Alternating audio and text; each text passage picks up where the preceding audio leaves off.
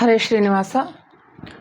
ಜಗದ್ಗುರುಂ ಕೃಪಾ ಸಿಂಧುಂ ಶರಣಾಗತವತ್ಸಲಂ ಭಕ್ತಮಾನಸ ಸಂಚಾರಂ ಮಹೀಪತೆ ನಮಾಮ್ಯಹಂ. ಜಲಜ್ಯೇಷ್ಠ ನಿಭಾಕಾರಂ ಜಗದೀಶ ಪದಾಶ್ರಯಂ ಜಗತೀತಲ ವಿಖ್ಯಾತಂ ಜಗನ್ನಾಥ ಗುರುಂ ಭಜೆ.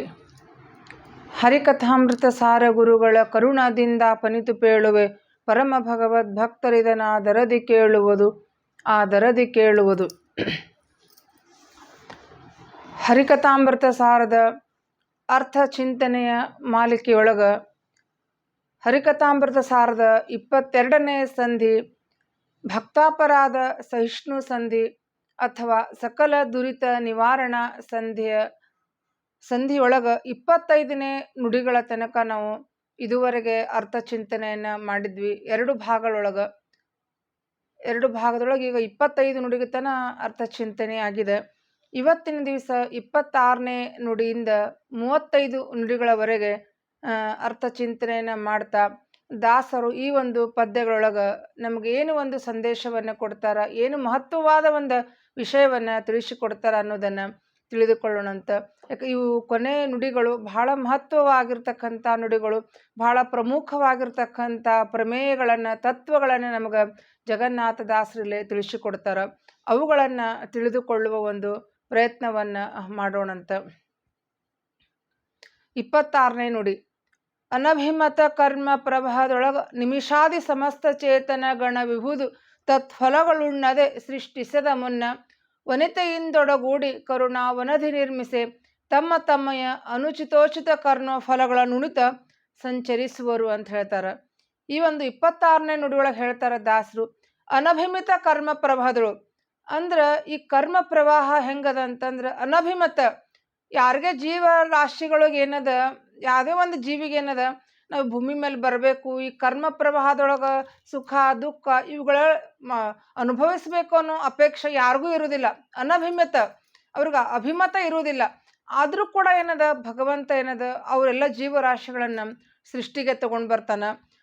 ತತ್ಫಲಗಳುಣ್ಣದೆ ಸೃಷ್ಟಿಸದ ಮುನ್ನ ಅಂದ್ರೆ ಪ್ರತಿಯೊಂದು ಜೀವರಾಶಿಗಳು ಪ್ರಳಯ ಕಾಲದೊಳಗೆ ಭಗವಂತನ ಉದರದೊಳಗೆ ಇರ್ತಾರೆ. ಆದರೆ ಆ ಪ್ರತಿಯೊಂದು ಜೀವಿಗೂ ಕೂಡ ಏನದ, ಅವರ ಸ್ವರೂಪ ದೇಹಕ್ಕೆ ಅಂಟುಕೊಂಡಿರ್ತಕ್ಕಂಥ ಲಿಂಗ ದೇಹದೊಳಗೆ ಅವರ ಒಂದು ಕರ್ಮ ಬೀಜ ಇರ್ತದೆ. ಅದು ಲಿಂಗ ದೇಹ ಸ್ವರೂಪ ದೇಹಕ್ಕೆ ಹೆಂಗೆ ಅಂಟುಕೊಂಡಿರ್ತದೆ ಅಂದ್ರೆ, ಈಗ ನಾವು ಕೊಬ್ಬರಿ ನೋಡ್ತೀವಿ, ಒಣ ಕೊಬ್ಬರಿ ಮೇಲೆ ಒಂದು ಕರಿ ಲೇಯರ್ ಬರ್ತದೆ, ಅದು ಲಿಂಗ ದೇಹ ಇದ್ದಂಗೆ. ಒಳಗನ ಬಿಳಿದೇನು ನೋಡ್ತೀವಿ, ಅದು ಸ್ವರೂಪ ದೇಹ ಇದ್ದಂಗೆ. ಹಂಗದು ನಮ್ಮ ಸಾವಕಾಶವಾಗಿ ಪೊಂದಿಸುತ್ತಲೂ ಪ್ರಾವರಣ ರೂಪದಲ್ಲಿ ಇಪ್ಪುದು ಭಗವದಿಚ್ಛೆಯಲ್ಲಿ ಅಂತಿಕೊಂಡು 9ನೇ ಸಂಧಿ ಒಳಗೆ ತಿಳಿಸ್ಕೊಡ್ತಾರೆ. ಹಂಗದು ನಮ್ಗೆ ಸ್ವರೂಪ ದೇಹಕ್ಕೆ ಆವರಕವಾಗಿರ್ತಕ್ಕಂಥ ಲಿಂಗ ದೇಹದೊಳಗೇನದ ನಮ್ಮ ಅನಾದಿ ಕಾಲದ ಒಂದು ಕರ್ಮ ಬೀಜ ಅಲ್ಲಿ ಅಂಟುಕೊಂಡಿರ್ತದೆ. ಆ ಕರ್ಮಗಳನ್ನು ನಾವು ಪ್ರತಿಯೊಂದು ಜೀವರಾಶಿಗಳು, ದೇವತೆಗಳಾಗಲಿ ದೈತ್ಯರಾಗಲಿ ಸಾಮಾನ್ಯ ಮನುಷ್ಯರಾಗಲಿ ಎಲ್ಲರೂ ಕೂಡ ಏನದ ಆ ಕರ್ಮಗಳನ್ನು ನಾವು ಅನುಭವಿಸಲೇ ತೀರಬೇಕು.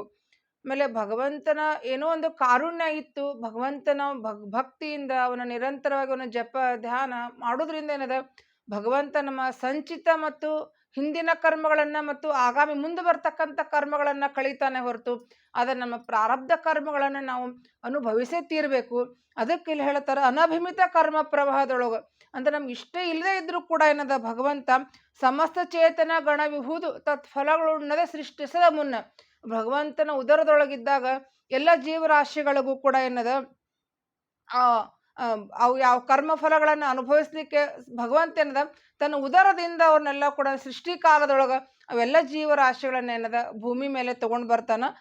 ತತ್ಫಲಗಳುಣ್ಣದೆ ಸೃಷ್ಟಿಸದ ಮುನ್ನ ಸೃಷ್ಟಿಕಿನ ಪೂರ್ವದೊಳಗೇನದ ಅಸೃಜ್ಯ ಸ್ಥಿತಿ ಅಂತ ಹೇಳ್ತಾರೆ. ಅಸೃಜ್ಯ ಸ್ಥಿತಿ ಅಂತಂದ್ರೆ ಎಲ್ಲರೂ ಕೂಡ ಭಗವಂತನ ಉದರದೊಳಗೆ ಇರ್ತಾರೆ. ಆಮೇಲೆ ವನಿತೆಯಿಂದೊಡಗೂಡಿ ಭಗವಂತ ಯಾವುದೇ ಕಾರ್ಯಗಳನ್ನು ಮಾಡಬೇಕಾದ್ರೂ ಕೂಡ ಏನದ ತನ್ನ ಪತ್ನಿಯರ ಜೊತೆಗೆ ಮಾಡ್ತಾನೆ. ಭಗವಂತ ಎಷ್ಟು ರೂಪಗಳನ್ನು ಸೃಷ್ಟಿಯಾದಿ ಕಾರ್ಯಗಳಲ್ಲಿ ತೆಗೆದುಕೊಳ್ಳುತ್ತಾನೆ, ಅಷ್ಟೇ ರೂಪಗಳನ್ನು ಲಕ್ಷ್ಮೀದೇವಿ ಕೂಡ ತೆಗೆದುಕೊಂಡು ಭಗವಂತನ ಪ್ರತಿಯೊಂದು ಕಾರ್ಯಕ್ಕೂ ಆಕಿ ಸಹಾಯಕಳಾಗಿರ್ತಾಳ ಅಂತ ಹೇಳ್ತಾರೆ. ವನಿತೆಯಿಂದೊಡಗೂಡಿ ಎಲ್ಲ ತನ್ನ ಪತ್ನಿಯರ ಜೊತೆಗೆ ಕೂಡಿಕೊಂಡು ಕರುಣಾವನದಿ, ಭಗವಂತನಿಗೆ ಕರುಣಾವನದಿ ಅಂತ ಹೇಳ್ತಾರೆ. ವನ ಅಂತಂದ್ರೆ ನೀರು, ಧಿ ಅಂತಂದ್ರೆ ಸಮುದ್ರ, ವನಧಿ ಅಂತಂದ್ರೆ ಸಮುದ್ರ. ಕರುಣಾ ಸಮುದ್ರನಾಗಿರ್ತಕ್ಕಂಥ ಭಗವಂತ ಏನದ ನಮ್ಮ ಮೇಲೆ ಅನುಗ್ರಹ ಪೂರ್ವಕವಾಗಿ ನಮ್ಮ ಕಡೆಯಿಂದ ಕರ್ಮಗಳನ್ನು ಕಳಿಸ್ತಾನ ಭಗವಂತ. ಯಾಕಂದ್ರೆ ನಮಗೆ ಒಂದು ಕೊನೆ ಹಂತ ಮುಟ್ಟಬೇಕಾಗಿರುತ್ತೆ. ಎಲ್ಲ ಕರ್ಮಗಳನ್ನು ಕಳ್ಕೊಂಡಾಗ ಏನದ ಸಾತ್ವಿಕ ಜೀವರಾಶಿಗಳಿಗೆ ಮೋಕ್ಷವನ್ನ ಕೊಡ್ತಾನ. ಆಮೇಲೆ ದುಷ್ಟ ದೈತ್ಯರಿಗೆ ಏನದ ಅಂಧಂತಮಸ್ಸನ್ನು ಕೊಡ್ತಾನ. ಕೆಲವರು ಸಾಮಾನ್ಯ ಮನುಷ್ಯರು, ಅವ್ರಿಗೆ ಪೂರ್ತಿ ಸಾಧನೆನೂ ಆಗಿರುವುದಿಲ್ಲ, ಪೂರ್ತಿ ಕೆಟ್ಟು ಇರುವುದಿಲ್ಲ, ಅಂಥವ್ರಿಗೆ ಸ್ವರ್ಗ ನರಕಾದಿಗಳನ್ನ ಕೊಟ್ಟು ಕೊನೆಗೆ ಮತ್ತೆ ಅವ್ರಿಗೆ ಒಂದು ಸಾಧನೆ, ಒಂದು ಜನ್ಮದೊಳಗೆ ಸಾಧನೆಯನ್ನ ಮಾಡಿಸಿ ಅವರಿಗೂ ಕೂಡ ಮೋಕ್ಷವನ್ನ ಭಗವಂತ ಕರುಣಿಸ್ತಾನ. ಅದಕ್ಕೆ ಕರುಣಾವನದ ನಿರ್ಮಿಸಿ ತಮ್ಮ ತಮ್ಮೆ ಅನುಚಿತೋಚಿತ ಕರ್ಮಫಲಗಳು ಉಣಿತ ಚರಿಸುವರು. ಅವರವರ ಯೋಗ್ಯತಾನುಸಾರವಾಗಿ, ಅದು ಉಚಿತ ಆಗಿರಬಹುದು, ಅನುಚಿತ ಆಗಿರಬಹುದು, ಒಳ್ಳೆ ಕರ್ಮ ಆಗಿರ್ಬೋದು, ಕೆಟ್ಟ ಕರ್ಮವಾಗಿರ್ಬೋದು, ಅವರವರ ಯೋಗ್ಯತಾನುಸಾರವಾಗಿ ಪ್ರತಿಯೊಂದು ಜೀವರಾಶಿಗಳ ಯೋಗ್ಯತಾನುಸಾರ, ಸ್ವರೂಪ ಯೋಗ್ಯತಾನುಸಾರವಾಗಿ ಅವರವರ ಕರ್ಮ ಫಲಗಳನ್ನು ಭಗವಂತ ಅವರ ಒಳಗೆ ನಿಂತು ಉಣಿಸ್ತಾ ಅವರನ್ನ ಈ ಭೂಮಿ ಮೇಲೆ ಚರಿಸ್ತಾನ, ಕರ್ಮ ಪ್ರವಾಹದೊಳಗೆ ಸಂಚಾರ ಮಾಡಿಸ್ತಾನ ಅಂತ ಹೇಳ್ತಾರೆ. ಇದನ್ನ 13ನೇ ಸಂಧಿಯೊಳಗೂ ಕೂಡ ಒಂದು ಕಡೆ ಹೇಳ್ತಾರೆ.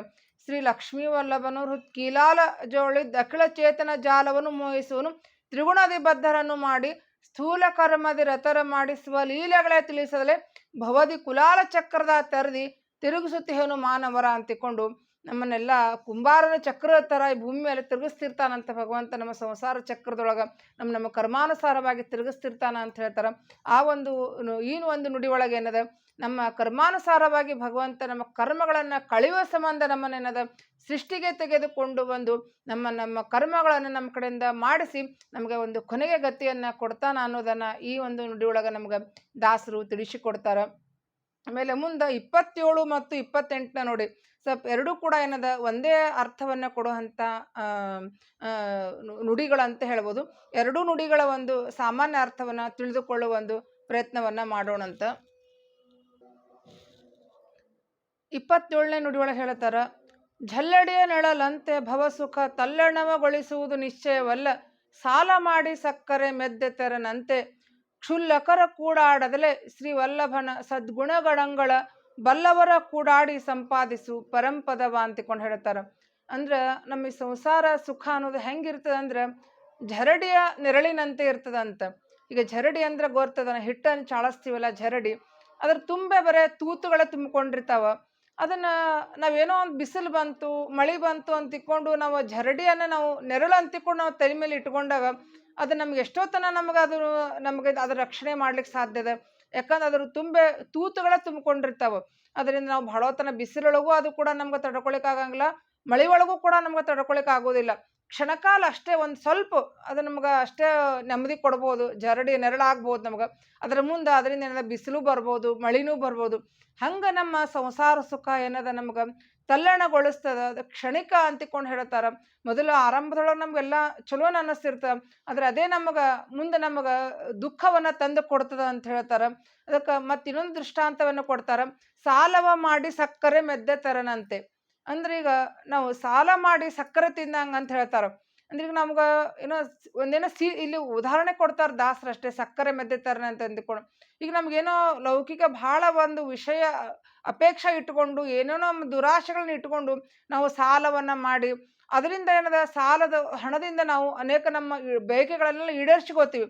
ಆದರೆ ಮುಂದೆ ಏನದ ಆ ಸಾಲವನ್ನ ತೀರಿಸೋ ಹೊತ್ನಾಗ ಏನದ ನಮಗೆ ಅದು ಯಾಕರಪ್ಪ ನಾವು ಸಾಲವನ್ನ ಮಾಡಿದೀವಿ ಅಂತ ತಿಳ್ಕೊಂಡು ನಮ್ಗೆ ಪಶ್ಚಾತ್ತಾಪ ಆಗ್ತದೆ. ಯಾಕಂದ್ರೆ ಅನೇಕ ಸಾಲಗಾರ ಒಂದು ಕಾಟ ಆಗ್ಬೋದು, ಮುಂದೆ ಅನೇಕ ತೊಂದರೆಗಳನ್ನು ನಾವು ಸಾಲವನ್ನು ಮಾಡೋದ್ರಿಂದ ನಾವು ಅನೇಕ ತೊಂದರೆಗಳಿಗೆ ಒಳಗಾಗಬೇಕಾಗ್ತದೆ. ಅದನ್ನೇ ಇಲ್ಲಿ ದಾಸ ಉದಾಹರಣೆ ಕೊಡ್ತಾರೆ. ಇದು ಸಾಲವ ಮಾಡಿ ಸಕ್ಕರೆ ಮೆದ್ದೆ ತರನಂತೆ ಅಂತ ತಿಳ್ಕೊಂಡು ಹೇಳ್ತಾರೆ. ಹಂಗೆ ನೀವು ಈ ಸಂಸಾರ ಸುಖ ಹೆಂಗಂದ್ರೆ ಸಾಲ ಮಾಡಿ ಸಕ್ಕರೆ ತಿಂದಂಗೆ ಕ್ಷಣಕಾಲ ಅಷ್ಟೇ, ಮುಂದೆ ಸಾಲ ತೀರಿಸ್ಬೇಕಾದ್ರೆ ನಿಮ್ಗೆ ಕಷ್ಟ ಆಗ್ತದೆ. ಹಂಗೆ ನಿಮ್ಮ ಸಂಸಾರ ಸುಖ ಅನ್ನೋದು ಕ್ಷಣಕಾಲ ಒಳಗೆ ಮಾತ್ರ ನಿಮ್ಗೆ ಅದು ಸುಖ ಅನ್ನಿಸ್ಬೋದು, ಆದರೆ ನಿಮ್ಗೆ ಅದು ದುಃಖ ಮಿಶ್ರಿತವಾದ ಸುಖ ಅಂತಿಕೊಂಡು ಹೇಳ್ತಾರೆ. ಅದಕ್ಕೆ ನೀವು ಒಂದೇ ಬೆನ್ನು ಹತ್ತಿ ಹೋಗ್ಬೇಡ್ರಿ ಅಂತ ಹೇಳ್ತಾರೆ. ಸಂಸಾರ ಒಂದೇ ಬೆನ್ನು ಹತ್ತಿಕೊಂಡು ನೀವು ಅದ್ರ ಹಿಂದೆ ಭಗವಂತನನ್ನು ಮರೆತು ಕೂಡಬೇಡ್ರಿ, ಲೌಕಿಕ ಒಂದು ಅಪೇಕ್ಷೆ ಇಟ್ಟುಕೊಂಡು. ಅದಕ್ಕೆ ಕ್ಷುಲ್ಲಕರ ಕೂಡಾಡದಲೆ, ಕೇವಲ ಅವ್ರ ದುರ್ಜನರ ಸಹವಾಸ ಮಾಡ್ತಾ ಹೊಟ್ಟೆಪಾಡಿಗೋಸ್ಕರ ದುರ್ಜನರ ಸಹವಾಸದಲ್ಲಿ ಕೂಡದನೆ ಏನದ ಶ್ರೀ ವಲ್ಲಭನ ಸದ್ಗುಣಗಣಗಳ ಬಲ್ಲವರ ಕೂಡಾಡಿ ಸಂಪಾದಿಸು ಪರಂಪದವ. ಭಗವಂತನ ಗುಣಗಳ ಒಂದು ಚಿಂತನೆಯನ್ನ ಯಾರು ಮಾಡ್ತಿರ್ತಾರ, ಯಾರು ಜ್ಞಾನಿಗಳಿರ್ತಾರ, ಅವರ ಕೂಡ ನೀನು ಸಹವಾಸವನ್ನ ಮಾಡಿ ಮೋಕ್ಷವನ್ನ ಸಂಪಾದಿಸುವ ಒಂದು ದಾರಿಯನ್ನ ಹುಡುಕು ಅಂತ ಹೇಳ್ತಾರ.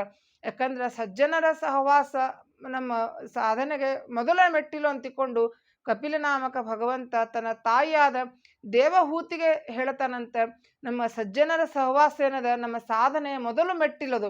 ಯಾಕಂದ್ರೆ ನಮಗೆ ಒಳ್ಳೆಯರ ಸಹವಾಸ ಇದ್ದಾಗ ಮಾತ್ರ ನಮಗೇನದ, ನಾವು ಇನ್ನೊಬ್ಬರು ಮಾಡಿದಾಗ ನಾವು ಒಂದು ಭಗವಂತನ ಗುಣಚಿಂತನೆಯನ್ನು ಮಾಡಬೇಕು, ಹಾಡ ಹಾಡಬೇಕು, ಒಂದು ಕೀರ್ತನೆ ಮಾಡಬೇಕು, ದೇವಸ್ಥಾನಕ್ಕೆ ಹೋಗಬೇಕು, ಪ್ರದಕ್ಷಿಣ ಇನ್ನೊಬ್ಬರನ್ನ ನೋಡಿದ ಮೇಲೆ ಏನಾಗ್ತದೆ, ಅವ್ರ ಜೊತೆ ಕೂಡ ನಮಗೂ ಆ ರೀತಿ ಮಾಡಬೇಕಲ್ಲ ಅಂತಿಕೊಂಡು ಒಂದು ಅಪೇಕ್ಷೆ ಹುಡ್ತದೆ.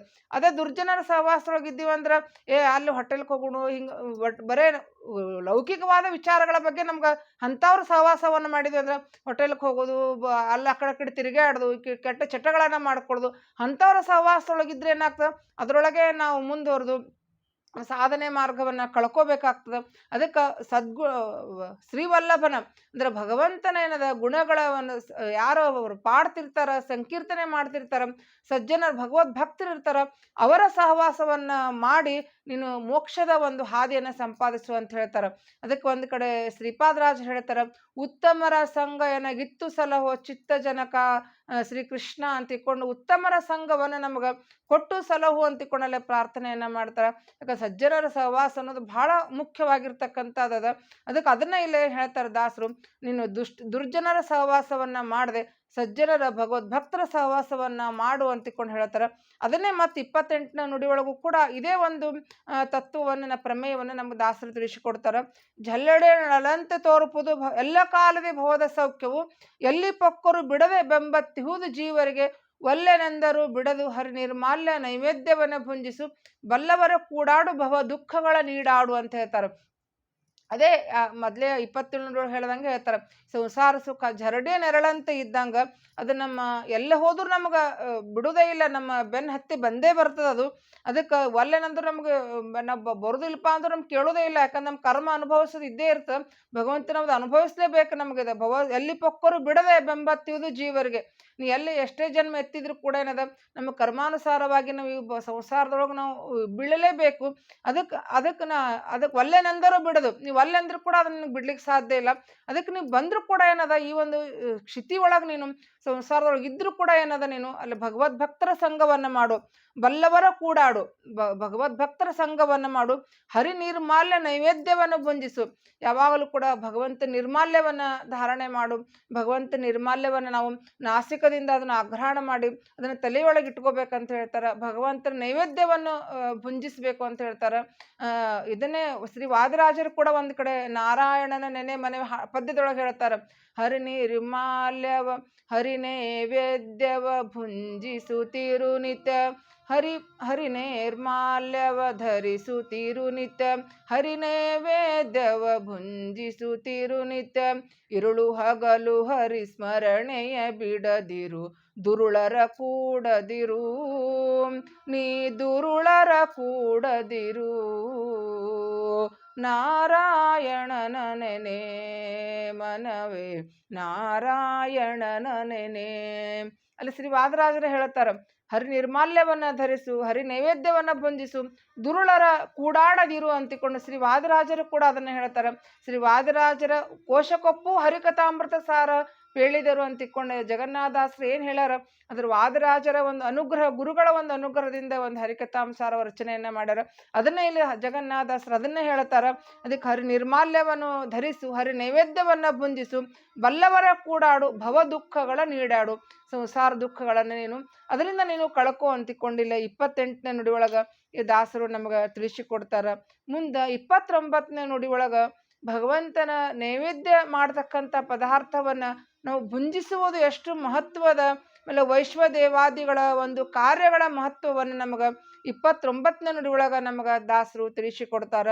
ಕುಟ್ಟಿ ಕೊಯ್ದುದ ನಟ್ಟು ಇಟ್ಟುದ ಸುಟ್ಟು ಕೊಟ್ಟುದ ಮುಟ್ಟಲಗ ಹಿಟ್ಟಿಟ್ಟು ಮಾಡ್ಪುದು ಬಿಟ್ಟಲುಂಡು ಉಚ್ಚಿಷ್ಟ ಸಜ್ಜನರ, ಬಿಟ್ಟು ತನ್ನಯ ಹೊಟ್ಟೆಗೆ ಹೋಸುವ ಥಟ್ಟ ನುಣುತಿಹ ಕೆಟ್ಟ ಮನುಜರ ಕಟ್ಟಿ ಒಯ್ದ ಎಂಬ ಪಟ್ಟಣದ ಅತ್ತಟ್ಟಲಿಡುತ್ತಿಹರು ಅಂತ ಹೇಳ್ತಾರ. ಅಂದ್ರ ಒಂದು 5 ವಿಧವಾದ ಪಂಚಸೂನುಗಳು ಅಂತ ಹೇಳ್ತಾರ. ಈಗ ನಾವು ಊಟವನ್ನ ಮಾಡ್ತೀವಿ ಅಂತಂದ್ರ ಅದ್ರ ಹಿಂದೆ ನಮಗೆ 5 ಪಾಪಗಳು ಅಂಟ್ಕೋತಾವ ಅಂತ ಹೇಳ್ತಾರ. ಅವು ಯಾವ್ಯಾವ ಅಂತಂದ್ರ ಖಂಡಿನಿ, ಪೇಷಿಣಿ, ಚುಲ್ಲಿ, ಜಲಕುಂಭ ಮತ್ತು ಉಪಸ್ಕರ ಅಂತಿಕೊಂಡು. ಅಂದ್ರಲ್ಲ ಅದನ್ನೇ ಹೇಳ್ತಾರ, ಕುಟ್ಟಿ ಕೊಯ್ದುದ ಅಂದ್ರೆ ಧಾನ್ಯವನ್ನ ನಾವು ತಗೋಬೇಕಾದ್ರೆ ಮೊದಲು ಅದನ್ನ ಕೊಯ್ತೀವಿ, ಆಮೇಲೆ ಕೊಯ್ದ ಮೇಲೆ ಅದನ್ನ ಏನ್ ಮಾಡ್ತಾರ, ಆ ರಾಶಿ ಮಾಡ್ಬೇಕಾದ್ರೆ ಅದನ್ನೆಲ್ಲ ಕುಟ್ಟುತ್ತಾರ. ಆಮೇಲೆ ಅದನ್ನು ನಾವು ಮನೆಗೆ ಬಂದು ಧಾನ್ಯ ಒಂದು ಅಡುಗೆ ಮಾಡಬೇಕಾದ್ರೆ ನೆನೆ ಹಾಕ್ತೀವಿ, ಆಮೇಲೆ ಅದನ್ನು ಬೇಯಿಸ್ತೀವಿ. ಹಿಂಗೆ 5 ಥರವಾಗಿ ನಾವು ಅದನ್ನು ಒಂದು ಧಾನ್ಯ ಊಟ ಮಾಡಬೇಕಾದ್ರೆ ಅದರಿಂದ 5 ಥರ ಒಂದು ಪಂಚಸೂನುಗಳು ನಾವು, ಯಾಕಂದ್ರೆ ಧಾನ್ಯ ಅಂದ್ರೆ ಅದು ಕೂಡ ಒಂದು ಜೀವಿದ್ದಂಗೆ. ಅದನ್ನು ನಾವು ತಿಂತೀವಂದ್ರೆ ಅಲ್ಲಿ ನಮ್ಗೆ 5 ದೋಷಗಳು ಪಂಚಸೂನುಗಳು ಅಂಟ್ಕೋತಾವ ಅಂತ ಹೇಳ್ತಾರೆ. ಖಂಡಿನಿ ಅಂತಂದ್ರೆ ಪೈರುಗಳನ್ನು ಕೊಯ್ಯುವುದು, ಆಮೇಲೆ ಪೇಷಣಿ ಅಂತಂದ್ರೆ ಧಾನ್ಯಗಳನ್ನು ಕುಟ್ಟುವುದು ಬೀಸುವುದು, ಆಮೇಲೆ ಚುಲ್ಲಿ ಅಂತಂದ್ರೆ ಬೇಯಿಸುವುದು, ಮತ್ತು ಹುರಿತಿರ್ತೀವಿ ಕರಿತಿರ್ತೀವಿ, ಇದೆಲ್ಲವೂ ಕೂಡ ಚುಲ್ಲಿ ಅಂತ ಕರ್ಸ್ಕೊತದ. ಆಮೇಲೆ ಜಲಕುಂಭ ಅಂತಂದ್ರೆ ನಾವು ಧಾನ್ಯಗಳನ್ನು ಕೆಲವೊಂದು ಸಲ ಅದು ನೆನೆಸ್ತಿರ್ತೀವಿ, ಅದಕ್ಕೆ ಉಪಸ್ಕರ ಅಂತಂದ್ರೆ ಕೇರುವುದು ಮತ್ತು ಜರಡಿ ಹಿಡಿಯುವುದು. ಇವು ಎಲ್ಲವೂ ಕೂಡ ಏನದ ನಾವು ಮಾಡ್ತಕ್ಕಂಥ ಪಂಚಸೂನುಗಳು ಪಾಪಗಳು ಅಂತ ಹೇಳ್ತಾರೆ. ಅದಕ್ಕೆ ಇವೆಲ್ಲ ಪಾಪಗಳು ಹೋಗಬೇಕಾದ್ರೆ ನಾವು ತಿನ್ನತಕ್ಕಂಥ ಆಹಾರವನ್ನು ಏನದ ನಾವು ಭಗವಂತನಿಗೆ ಏನದ ನೈವೇದ್ಯ ಮಾಡಿ ನಾವು ಅದನ್ನು ಭುಂಜಿಸ್ಬೇಕು ಅಂತ ಹೇಳ್ತಾರೆ. ಈಗ ವೈಶ್ವದೇವ ಮಾಡಬೇಕಾದ್ರೆ ಆ ವೈಶ್ವದೇವ ಮಾಡೇನೆ ನಾವು ಊಟವನ್ನು ಮಾಡಬೇಕು ಅಂತಿಕೊಂಡು ನಮ್ಮ ಶಾಸ್ತ್ರ ಹೇಳ್ತದೆ. ಈ ಒಂದು ಪಂಚಸೂನು ಪರಿಹಾರಕ್ಕಾಗಿ ಏನದ ನಾವು ಕಡ್ಡಾಯವಾಗಿ ಏನದ ಅಗ್ನಿ ಒಳಗ ವೈಶ್ವದೇವವನ್ನು ಮಾಡಿ ಅದರ ಉಳಿದ ಅನ್ನವನ್ನು ನಾವು ಊಟ ಮಾಡಬೇಕು. ಅಂದ್ರೆ ನಮ್ಗೆ ಈ ದೋಷಗಳು ನಮ್ಗೆ ತಟ್ಟುವುದಿಲ್ಲ ಅಂತ ಹೇಳ್ತಾರೆ. ಅದಕ್ಕೆ ಮುಟ್ಟಲಾಗ ಹಿಟ್ಟಿಟ್ಟು ಮಾಡಬಹುದು ವಿಠ್ಠಲುಂಡು ಉಚ್ಚಿಷ್ಟ ಸಜ್ಜನರ. ಅಂದ್ರೆ ಈ ರೀತಿ ಮಾಡಿ ನಾವು ಊಟ ಮಾಡೋದ್ರಿಂದ ನಮ್ಮ ಪಾಪಗಳೆಲ್ಲವೂ ಕೂಡ ಏನದ ಹಿಟ್ಟಿನಾಗತ್ತೆ ಅವು ಕರಿ ಹೋಗ್ತಾ. ಹಿಟ್ಟಿಟ್ಟು ಮಾಡಬಹುದು ಮುಟ್ಟ ಅಘ ಅಂತಂದ್ರೆ ಪಾಪ, ಹಿಟ್ಟಿಟ್ಟು ಮಾಡಬಹುದು. ನಮ್ಮ ಪಾಪಗಳನ್ನ ಸಣ್ಣ ಹಿಟ್ಟು ಮಾಡ್ದಾಗ ಮಾಡ್ತದಂತೆ. ಇವೆಲ್ಲ ಪಾಪಗಳು ನಮ್ಗೆ ಯಾವುದೇ ತಟ್ಟುವುದಿಲ್ಲ. ಅದಕ್ಕೆ ಈ ರೀತಿ ವೈಶ್ವದೇವಗಳನ್ನ ಮಾಡಿ ನಾವು ಊಟ ಮಾಡಬೇಕು. ವಿಠ್ಠಲ ಉಂಡು ಉಚ್ಚಿಷ್ಟ ಸಜ್ಜನರ.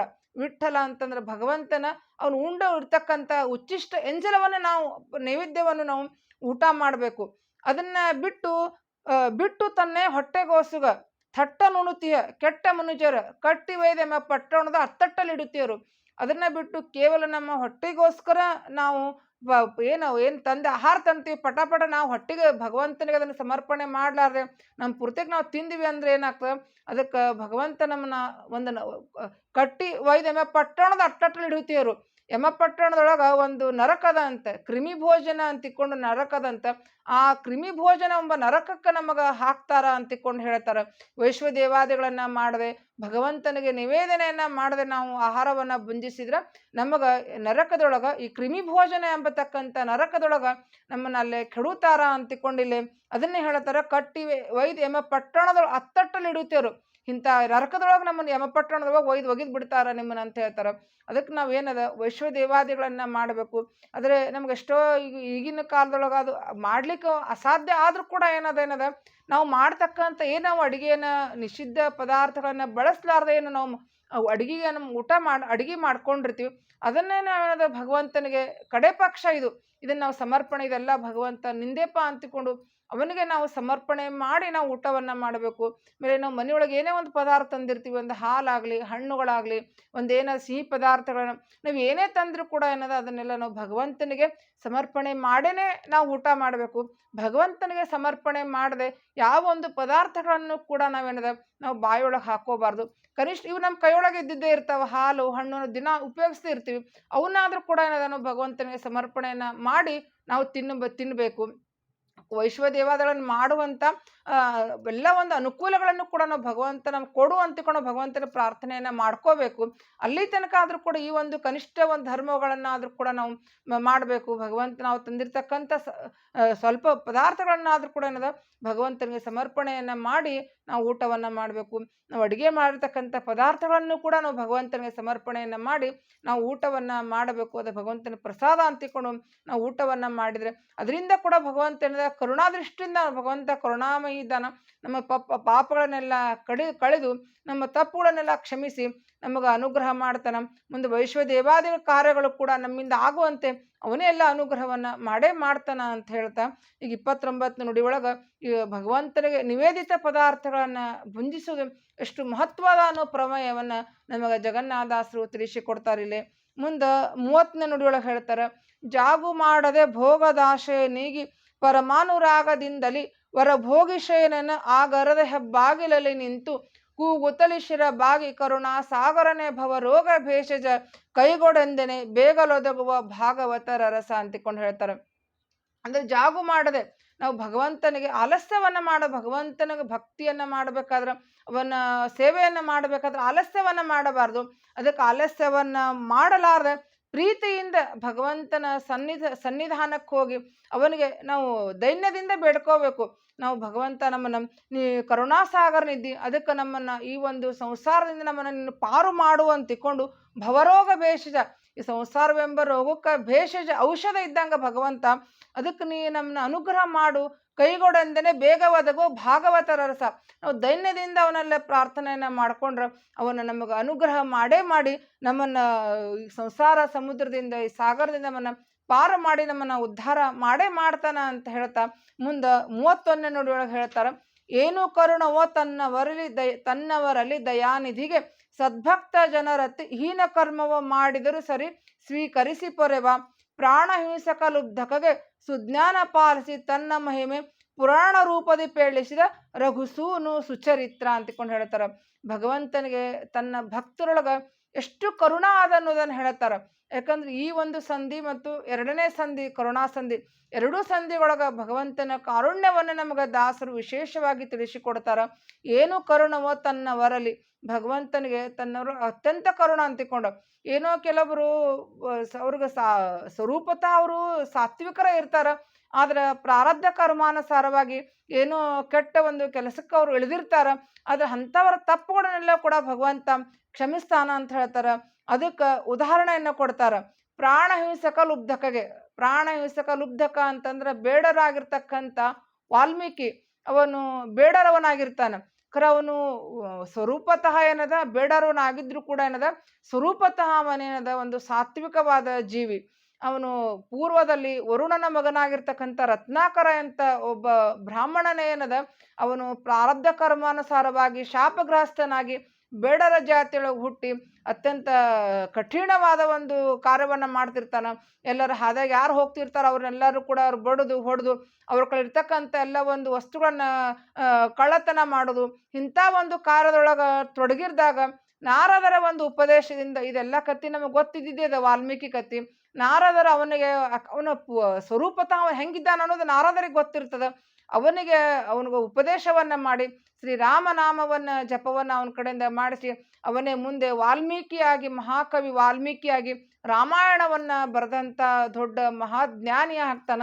ಅದನ್ನೇ ಹೇಳಿದ, ಪ್ರಾಣ ಹಿಂಸಕ ಲುಬ್ಧಕೆಗೆ ಸುಜ್ಞಾನ ಪಾಲಿಸಿ ಅಂತ ಪ್ರಾಣ ಎಲ್ಲರ ಹಿಂಸೆಯನ್ನು ಮಾಡ್ತಿರ್ತಕ್ಕಂಥ ಬೇಡರವನಿಗೆ ಏನದ ಸುಜ್ಞಾನವನ್ನು ಕೊಟ್ಟು ಅವನ ಕಡೆಯಿಂದ ತನ್ನ ಮಹಿಮೆ ತನ್ನ ಕಥೆಯನ್ನೇ ಪುರಾಣ ರೂಪದಿ ಪೇಳಿಸಿದ. ಪುರಾಣ ರೂಪದಿಂದ ರಾಮಾಯಣ ರೂಪದಿಂದ ಏನದ ಪೇಳಿಸಿರ್ತಾನ. ಯಾರಂದ್ರೆ ರಘುಸೂನು ಅಂದ್ರೆ ಶ್ರೀರಾಮಚಂದ್ರ ಏನದ ತನ್ನ ಕಥೆಯನ್ನೇ ಆ ವಾಲ್ಮೀಕಿ ಕಡೆಯಿಂದ ಹೇಳಿಸಿ ಅವನಿಗೆ ಅನುಗ್ರಹವನ್ನ ಮಾಡ್ತಾನ. ಇಂಥ ಒಂದು ಕಾರುಣ್ಯ ಭಗವಂತನದು ಅನ್ನೋದನ್ನು ಹೇಳ್ತಾರ. ತನ್ನ ಭಕ್ತರು ಏನೋ ಒಂದು ಯಾವುದೋ ತಪ್ಪು ಮಾಡಿದ್ರು ಕೂಡ ಸ್ವರೂಪತಃ ಅವರು ಭಕ್ತಿಯ ಉಳ್ಳವರಾಗಿದ್ರೆ ಅವ್ರ ತಪ್ಪುಗಳನ್ನೆಲ್ಲ ಕ್ಷಮ ಮಾಡಿ ಭಗವಂತ ಅವ್ರಿಗೆ ಅನುಗ್ರಹ ಮಾಡ್ತಾನ ಅನ್ನೋದನ್ನ ಈ ಒಂದು 31ನೇ ನುಡಿಯೊಳಗ ತಿಳಿಸಿಕೊಡ್ತಾರ. ಮುಂದೆ 32ನೇ ನುಡಿಯೊಳಗೆ ಹೇಳ್ತಾರ, ನಾವು ಭಗವಂತನಲ್ಲಿ ಏನು ಪ್ರಾರ್ಥನೆಯನ್ನ ಮಾಡ್ಕೋಬೇಕು ಅನ್ನೋದನ್ನ ಹೇಳ್ತಾರ.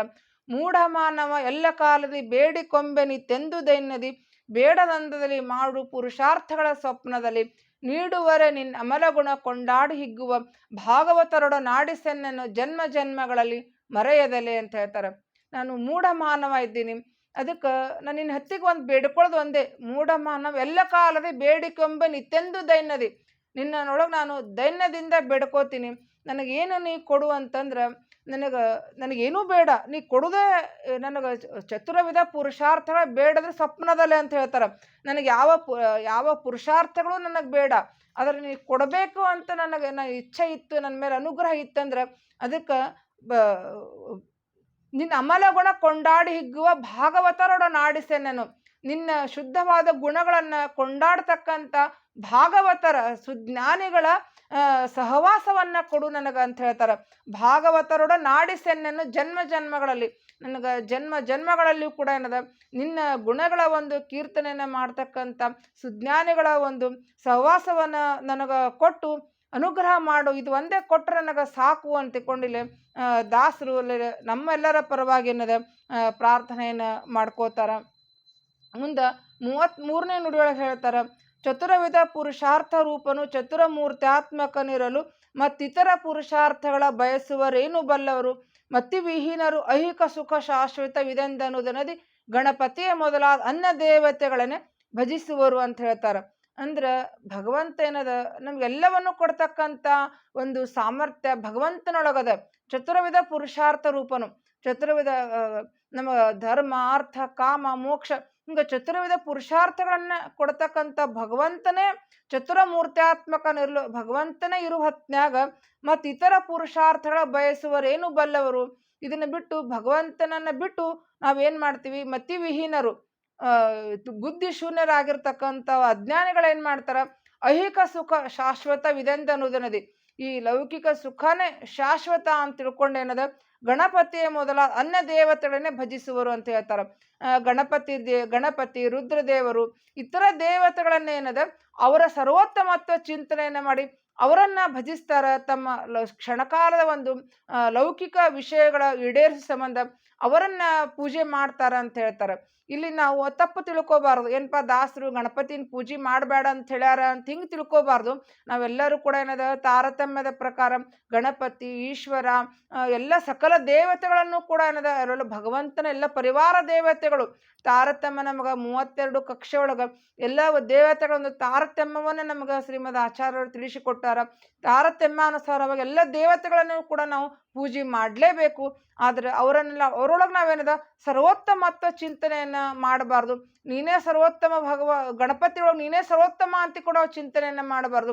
ಗಣಪತಿ ಒಳಗೆ ನಿಂತೆ ನಾವು ಪ್ರಾರ್ಥನೆಯನ್ನ ಮಾಡಿದ್ರು ಕೂಡ ಏನದ ಗಣಪತಿ ಅಂತರ್ಗತನಾಗಿ ವಿಶ್ವಂಭರ ನಾಮಕ ಭಗವಂತನ ಇದ್ದು ನಮಗೆ ಅನುಗ್ರಹವನ್ನ ಮಾಡ್ತಾನ.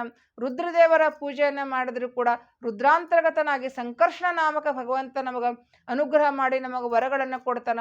ಅದಕ್ಕೆ ನಾವು ಯಾರೇ ದೇವತೆಗಳನ್ನು ಪೂಜೆ ಮಾಡಿದ್ರು ಕೂಡ ಅವರ ಅಂತರ್ಗತನಾಗಿ ನಮಗೆ ಅನುಗ್ರಹ ಮಾಡ್ತಕ್ಕಂಥವನು ಭಗವಂತನೇ ಅನ್ನೋ ಚಿಂತನೆ ಇಟ್ಕೊಂಡು ನೀವು ಪೂಜೆ ಮಾಡ್ರಿ. ಅವ್ರನ್ನ ಸರ್ವೋತ್ತಮತ್ವ ಚಿಂತನೆಯನ್ನ ಮಾಡಬೇಡ್ರಿ ಅಂತನೂ ಉದ್ದೇಶವನ್ನ ಮಾತ್ರ ನಮಗಿಲ್ಲ ದಾಸರು ತಿಳಿಸಿಕೊಡ್ತಾರ. ಅದು ಬಿಟ್ಟು ನಾವು ಗಣಪತಿನ ಪೂಜೆ ಮಾಡಬಾರ್ದು, ರುದ್ರದೇವರನ್ನ ಪೂಜೆ ಮಾಡಬಾರ್ದು, ಹಿಂಗೆ ದಾಸರು ಹೇಳ್ಯಾರ ಅಂತ ನಾವು ತಪ್ಪು ತಿಳ್ಕೋಬಾರ್ದು. ಅದರ ಸರ್ವೋತ್ತಮತ್ವ ಚಿಂತನೆಯನ್ನ ಮಾಡಬಾರ್ದು ಅನ್ನೋದನ್ನ ಮಾತ್ರ ನಮಗಿಲ್ಲ ತಿಳಿಸ್ಕೊಡ್ತಾರೆ. ಯಾಕಂದ್ರೆ ಜಗನ್ನಾಥದಾಸರೇ ಗಣಪತಿ ಮೇಲೆ ವಿಘ್ನೇಶ್ವರ ಸಂಧಿಯನ್ನ ಬರೆದು ಗಣಪತಿ ಮಹಿಮೆ ನಮ್ಗೆ ತಿಳಿಸಿಕೊಟ್ಟಾರ. ಅದಕ್ಕೆ ನಾವು ಏನು ಹೇಳ್ಯಾರ ಅನ್ನೋ ಪ್ರಮೇಯವನ್ನ ತತ್ವವನ್ನು ನಾವು ತಿಳ್ಕೋಬೇಕೇ ಹೊರತು ಅದನ್ನ ಅಪಾರ್ಥ ಮಾಡ್ಕೊಳಿಕ್ ಹೋಗ್ಬಾರ್ದು. ಅದ್ರ ಭಗವದ್ಗೀತಾಳು ಕೃಷ್ಣ ಹೇಳ್ತಾನ, ನೀವು ಯಾರೇ ದೇವತೆಗಳನ್ನ ಪೂಜೆ ಮಾಡಿದ್ರು ಕೂಡ ಏನದ ಅವ್ರ ಅಂತರ್ಗತನಾಗಿ ಅವರಿಗೆ ಫಲಗಳನ್ನ ಕೊಡುವವನು ನಾನೇ ಅಂತಿಕೊಂಡು ಕೃಷ್ಣ ಭಗವದ್ಗೀತೆದೊಳಗ ಹೇಳಾನ. ಆಮೇಲೆ ಇದನ್ನೇ ಕೂಡ 3ನೇ ಸಂಧಿಯೊಳಗೆ ಹೇಳ್ತಾರ, ಅಡಿಗರಿಯೇ ಸರಿಯಿಲ್ಲವು ತೋದು ಕೊಂಬುಗಳುಬ್ಬಿ ಪುಷ್ಪ ಸ್ವಾದ ಫಲವಿ ಬಂದದಲ್ಲಿ ಸರ್ವೇಶ್ವರನು ಜನರ ಆರಾಧನೆ ಕೈಗೊಂಡು ಬ್ರಹ್ಮ ಭವಾದಿಗಳ ನಾಮದಲ್ಲಿ ಫಲಗಳಿತ್ತಾದರಿಸುವನು ತನ್ನ ಮಹಿಮೆಯ ತೋರಗೊಡೋ ಜಗಕ್ಕೆ. ನಾವು ಗಿಡಕ್ಕೆ ನೀರು ಹಾಕಬೇಕಾದ್ರೆ ಬೇರಿಗೆ ಹಾಕ್ತಿವಿ, ಮ್ಯಾಲೆ ಕೊಂಬುಗಳಿಗೆ ಹಾಕೋದಿಲ್ಲ. ಬೇರಕ್ಕೆ ನೀರು ಹಾಕಿದ್ರೆ ನಮ್ಗೆ ಕೊಂಬುಗಳೊಳಗೆ ಏನದ ಅಲ್ಲಿ ಮೇಲೆ ಹೂವು ಹಣ್ಣು ಬಿಡ್ತಾವ. ಹಂಗ ನಾವು ಯಾವರೇ ದೇವತೆಗಳನ್ನ ಪೂಜೆ ಮಾಡಿದ್ರು ಕೂಡ ನಮ್ಗೆ ಫಲ ಕೊಡೋರ ಏನಂತಂದ್ರೆ ಭಗವಂತನೇ ಕೊಡ್ತಾರ ಅನ್ನೋ ತಾತ್ಪರ್ಯವನ್ನ ಈ 33ನೇ ನುಡಿಯೊಳಗ ದಾಸರು ತಿಳಿಸಿಕೊಡ್ತಾರ. ಮುಂದೆ 34ನೇ ನುಡಿಯೊಳಗೆ ಹೇಳ್ತಾರ, ಧ್ರುವಣ ಮೊದಲಾದ ಅಮರಗಣ ಸನ್ಮಹಿತ ಸರ್ವ ಪ್ರಾಣಿಗಳ ಹೃದ್ಗುಹಾ ನಿವಾಸಿ ಗಭೀರ ಸರ್ವಾರ್ಥ ಪ್ರದಾಯಕನು ಅಹಿಕ ಪಾರತ್ರದಲ್ಲಿ ವಿಹಿತಾವಿಹಿತ ಕರ್ಮಗಳ ಅರಿತು ಫಲಸನ್ನಿಹಿತನಾಗಿದ್ದೆಲ್ಲರಿಗೆ ಕೊಡುತ್ತಿಪ್ಪ ಸರ್ವಜ್ಞ ಅಂತ ಹೇಳ್ತಾರ. ಅಂದ್ರೆ ಧ್ರುಹಿಣ ಅಂತಂದ್ರ ಬ್ರಹ್ಮದೇವರು ಮೊದಲಾದ ದೇವತಾ ಗಣದಿಂದ ಭಗವಂತ ಏನದ ಪೂಜಿಸಲ್ಪಡ್ತಕ್ಕಂಥ ಸರ್ವೋತ್ತಮನಾಗಿರ್ತಕ್ಕಂಥ ಭಗವಂತ ಸರ್ವ ಪ್ರಾಣಿಗಳ ಹೃದ್ಗುಹಾ ನಿವಾಸಿ, ಎಲ್ಲ ಪ್ರಾಣಿಗಳ ಎಂದು ಹೃದ್ಗಹ ನಿವಾಸಿ ಅಂದ್ರೆ ಹೃದಯ ಗುಹೆಯದೊಳಗ ಬಿಂಬರೂಪನಾಗಿ ಎಲ್ಲರ ಜೀವರಾಶಿಗಳ ಪ್ರತಿಯೊಂದು ಜೀವಿಗಳ ಹೃದಯ ಗುಹೆಯಲ್ಲಿ ನೆಲೆಸಿರ್ತಕ್ಕಂಥ ಭಗವಂತ ಏನದ ಅಹಿಕ ಪಾರತ್ವದಲ್ಲಿ ಅಂದ್ರೆ ಅವರವರ ಜೀವಿಯರೊಳಗ ನಿಂತು ಅವರವರ ಕರ್ಮಾನುಸಾರ ವಿಹಿತಾವಿಹಿತ ಕರ್ಮಗಳ ಅರಿತು ಅವರ ಯೋಗ್ಯತಾನುಸಾರವಾಗಿ ಅವರ ಸ್ವರೂಪ ಯೋಗ್ಯತಾನುಸಾರವಾಗಿ ಅವರ ಕಡೆಯಿಂದ ಕರ್ಮಗಳನ್ನ ಮಾಡಿಸ್ತಾ ಅವರಿಗೆ ಫಲಗಳನ್ನ ಕೊಡ್ತಕ್ಕಂಥ ಸರ್ವಜ್ಞ ಅಂತ ಹೇಳ್ತಾರ. ಸರ್ವಜ್ಞ ಅಂತಂದ್ರೆ ಎಲ್ಲವನ್ನೂ ತಿಳಿದಿರ್ತಕ್ಕಂಥ ಭಗವಂತ. ಆ ಜೀವರಾಶಿಗಳ ಯೋಗ್ಯತೆ ಏನು ಅನ್ನೋದು ಭಗವಂತನಿಗೆ ಗೊತ್ತಿರ್ತದೆ. ಅವನು ಭಗವಂತನಿಗೆ ಯಾವತ್ತೂ ಕೂಡ ವೈಷಮ್ಯ ದ್ವೇಷ ಇಂಥ ಯಾವುದೂ ಇಲ್ಲ. ಅವರ ಸ್ವರೂಪ ಹಿಂಗದ ಅಂತಂದ್ರೆ ಅದನ್ನ ಅಷ್ಟೇ ಅವ್ರ ಸ್ವರೂಪ ಯೋಗಿತಾನುಸಾರವಾಗಿ ಅವ್ರ ಕಡೆಯಿಂದ ಕರ್ಮಗಳನ್ನು ಮಾಡಿಸಿ ಅವರಿಗೆ ಒಂದು ಗತಿಯನ್ನ ಭಗವಂತ ಕೊಡ್ತಾನ ಅನ್ನೋದನ್ನ 34 ನುಡಿ ಒಳಗ ದಾಸರು ತಿಳಿಸಿ ಕೊಡ್ತಾರ. ಮುಂದೆ ಕೊನೆ ನುಡಿ ಒಳಗೆ ಹೇಳ್ತಾರ 35ನೇ ನುಡಿ ಒಳಗ, ಒಮ್ಮೆಗಾದರೂ ಜೀವರಳು ವೈಷಮ್ಯ ದ್ವೇಷಾಸೂಯೆ ಇಲ್ಲ, ಸುಧರ್ಮ ನಾಯಕ ಸಂತೈಸುವನು ಸರ್ವರನ್ನು ನಿತ್ಯ, ಬ್ರಹ್ಮಕಲ್ಪಾಂತದಲ್ಲಿ ವೇದಾಗಮ್ಯ ಶ್ರೀ ಜಗನ್ನಾಥ ವಿಠಲ ಸುಮ್ಮನೀವನು ತ್ರಿವಿಧರಿಗೆ ಅವರವರ ನಿಜಗತಿಯ ಅಂತಿಕೊಂಡು ಹೇಳ್ತಾರ. ಅಂದ್ರೆ ಭಗವಂತನಿಗೆ ಯಾವತ್ತೂ ಕೂಡ ಅವನಿಗೇನದ ಜೀವರಾಶಿಯೊಳಗ ವೈಷಮ್ಯ ದ್ವೇಷ ಅನ್ನೋದಿಲ್ಲೇ ಇಲ್ಲ. ಇದನ್ನೇ 3ನೇ ಸಂಧಿಯೊಳಗೂ ಹೇಳ್ತಾರ, ಭಗವಂತನಿಗೆ ವೈಷಮ್ಯ ದ್ವೇಷ ಯಾವುದೂ ಇಲ್ಲ. ಈಗ ಹಂಗ ಭೂಮಿ ಮೇಲೆ ಒಂದು ನಾವು ಮೋಡ ನೀರು ಸುರುತ್ತದ, ಆ ಎಲ್ಲ ಮೋಡ ನೀರು ಸುರಿಸು ಒಂದೇ ನೀರು ಎಲ್ಲ ಭೂಮಿಯೊಳಗೂ ನೀರು ಸುರಿಸ್ತದ. ಆದ್ರೆ ಅಲ್ಲಿ ಬೆಳಿತಕ್ಕಂಥ ಬೇವಿನ ಗಿಡ ಇದ್ರೆ ಅದು ಕಹಿ ಫಲಾನೇ ಕೊಡ್ತದ, ಮಾವಿನ ಗಿಡ ಇತ್ತಂದ್ರೆ ಸಿಹಿ ಫಲಾನೇ ಕೊಡ್ತದ. ಅದ ಗಿಡ ಸ್ವಭಾವಕ್ಕನುಸಾರವಾಗಿ ಆ ಫಲಗಳನ್ನು ಕೊಡ್ತಾವ ಹೊರತು ಅದರ ಮೋಡ ಸುರಿಸೋದೇನದ ಒಂದೇ ನೀರನ್ನು ಎಲ್ಲ ಕಡೆ ಸುರಿಸಿದ್ರು ಕೂಡ ಏನದ ಅದರ ಯೋಗ್ಯತಾನುಸಾರವಾಗಿ ಅವು ಗಿಡಗಳು ಫಲಗಳನ್ನು ಕೊಡ್ತಾವ. ಅವು ಹಣ್ಣು ಹೂವು ಯೋಗ್ಯತಾ ಅವು ಏನ ಅವ್ರದ್ದು ಗುಣಧರ್ಮ ಏನದ ಅದ್ರ ಪ್ರಕಾರವಾಗಿ ಫಲಗಳನ್ನು ಕೊಡ್ತಾವ. ಹಂಗ ಭಗವಂತನಿಗೆ ಏನದ ಯಾವತ್ತೂ ದ್ವೇಷ ಇಲ್ಲ ಅನ್ನೋದನ್ನ ನಮಗೆ 3ನೇ ಸಂಧಿಯೊಳಗೆ ಸಾಕಷ್ಟು ದಾಸರು ಅಲ್ಲೇ ಒತ್ತಿ ಹೇಳ್ಯಾರ ನಮಗ. ಅದನ್ನೇ ಇಲ್ಲಿ ಹೇಳ್ತಾರ, ಭಗವಂತನಿಗೆ ದ್ವೇಷ ಅನ್ನೋದು ಇಲ್ಲೇ ಇಲ್ಲ. ಒಮ್ಮೆಗಾದರೂ ಯಾವತ್ತೂ ಕೂಡ ಜೀವರಳು ವೈಷಮ್ಯ ದ್ವೇಷಾಸೂಯೆ ಇಲ್ಲ. ಇವಾಗ ಭಗವಂತನಿಗೆ ಇವರು ದೈತ್ಯರಿದ್ದಾರಪ್ಪ ಇವ್ರನ್ನ ದ್ವೇಷ ಮಾಡಬೇಕು, ಇವ್ರ ಸಾಮಾನ್ಯ ಮನುಷ್ಯ ಇದ್ದಾರ ಇವ್ರನ್ನ ಅವ್ರ ಬಗ್ಗೆ ಉದಾಸೀನ ಮಾಡಬೇಕು, ದೇವತೆಗಳಿದ್ದಾರ ಅಂತ ಕೂಡ ಅವ್ರ ಬಗ್ಗೆ ಬಹಳ ಪ್ರೀತಿ ತೋರಿಸ್ಬೇಕು. ಹಿಂಗೆ ಭಗವಂತನಿಗೆ ಯಾವತ್ತೂ ಇಲ್ಲ. ಒಮ್ಮೆಗಾದರೂ ಜೀವರಳು ವೈಷಮ್ಯ ದ್ವೇಷ ಅಸೂಯೆ ಇಲ್ಲ, ಸುಧರ್ಮ ನಾಯಕ ಸಂತೈಸುನು ಸರ್ವರನ್ನು ನಿತ್ಯ. ಭಗವಂತ ಏನದ ಭಗವಂತ ಧರ್ಮದ ಪ್ರಕಾರ ಎಲ್ಲರನ್ನೂ ಕೂಡ ಏನದ ಅವನು ಸಂರಕ್ಷಣೆ ಮಾಡ್ತಾನ ಅಂತ ಹೇಳ್ತಾರ. ಆಮೇಲೆ ಬ್ರಹ್ಮಕಲ್ಪಾಂತದಲ್ಲಿ ಈ ಬ್ರಹ್ಮಕಲ್ಪದ ಕೊನೆ ಕಾಲಕ್ಕೆ ಏನದ ವೇದಾಗಮ್ಯ ಶ್ರೀ ಜಗನ್ನಾಥ ವಿಠಲ ವೇದಗಳಿಂದ ಸುಸಲ್ಪಡ್ತಕ್ಕಂಥ ಭಗವಂತ ಜಗನ್ನಾಥ ವಿಠಲ ಸ್ವಾಮಿ ಏನದ ಸುಮ್ಮನೀವನು ತ್ರಿವಿಧರಿಗೆ ಅವರವರ ನಿಜಗತಿಯ, ಅವರಿಗೆ ತ್ರಿವಿಧ ಜೀವರಿಗೆ ಅಂದ್ರೆ ದೇವತೆಗಳು, ಮನುಷ್ಯರು ಮತ್ತು ದೈತ್ಯರು, ಸಾತ್ವಿಕರು, ರಾಜಸರು ಮತ್ತು ತಾಮಸರು 3 ವಿಧವಾದ ಜೀವರಾಶಿಗಳಿಗೆ ಅವರವರ ಯೋಗ್ಯತಾನುಸಾರವಾಗಿ ಏನದ ಅವರಿಗೆ ನಿಜಗತಿಯನ್ನ ಕೊಡ್ತಾನ ಅಂತ ಹೇಳ್ತಾರ. ಸಾತ್ವಿಕರಾದವ್ರಿಗೆ ಏನದ ಮೋಕ್ಷವನ್ನ ಕೊಡ್ತಾನ. ಆಮೇಲೆ ಸಾಮಾನ್ಯ ಮನುಷ್ಯರಾದವ್ರಿಗೆ ಅವ್ರಿಗೆ ರಜೋಗುಣಸ್ಥರಾಗಿರ್ತಾರೆ, ಅವ್ರಿಗೆ ದುಃಖ ಮಿಶ್ರಿತ ಸಂಸಾರವನ್ನು ಕೊಡ್ತಾನ, ಸ್ವರ್ಗ ನರಕಗಳನ್ನ ಮತ್ತು ಸಂಚಾರ ಮಾಡ್ತಾರ. ಆಮೇಲೆ ದೈತ್ಯರಿಗೆ ಏನದ ಅವ್ರಿಗೆ ತಾಮಸ ಸ್ವರೂಪತ ಅವರು ತಾಮಸರಾಗಿರ್ತಾರ, ಅವರಿಗೆ ಅಂಧನ್ ತಮಸ್ಸನ್ನ ಭಗವಂತ ಕೊಡ್ತಾನ ಅಂತ ಹೇಳ್ತಾರ. ತ್ರಿವಿಧರಿಗೆ ಅವರವರ ನಿಜಗತ್ಯವನ್ನ ಕೊಡ್ತಾನ ಹೊರತು ಭಗವಂತ ಯಾವತ್ತೂ ಕೂಡ ಏನದ ಭಗವಂತನಿಗೆ ವೈಷಮ್ಯ ನೈರ್ಘಣ್ಯ ದ್ವೇಷಾಸು ಇಲ್ಲ ಅಂತಿಕೊಂಡು ಅನೇಕ ಕಡೆ ದಾಸರು ನಮಗೆ ಭಗವಂತನ ಈ ಗುಣಗಳ ಚಿಂತನೆಯನ್ನ ಮಾಡಿಕೊಡ್ತಾರ.